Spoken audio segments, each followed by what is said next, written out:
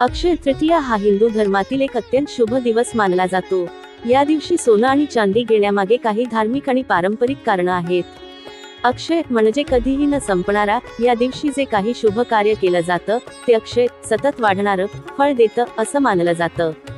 त्यामुळे या दिवशी सोनं चांदी घेणं म्हणजे संपत्ती आणि समृद्धी कायम टिकून राहावी अशी भावना असते। सोनं आणि चांदी हे लक्ष्मीचे प्रतीक, सोनं हे देवी लक्ष्मीचं स्वरूप मानलं जातं। अक्षय तृतीयेच्या दिवशी सोनं घेणं म्हणजे देवी लक्ष्मीला आमंत्रण देणं असा भाव असतो। नवीन सुरुवातीसाठी शुभ दिवस, हा दिवस नवीन खरेदी, व्यवसाय, गुंतवणूक यासाठी अत्यंत शुभ मानला जातो। त्यामुळे अनेक लोक घर, वाहन, जमीन, दागिने वगैरे या दिवशी घेतात। पौराणिक संदर्भ महाभारतात सांगितलं आहे की याच दिवशी भगवान श्रीकृष्णाने द्रौपदीला अक्षय पात्र दिलं होतं, जे अन्न कधीच संपत नसे। त्यामुळे हा दिवस भक्तांसाठीही विशेष महत्त्वाचा आहे।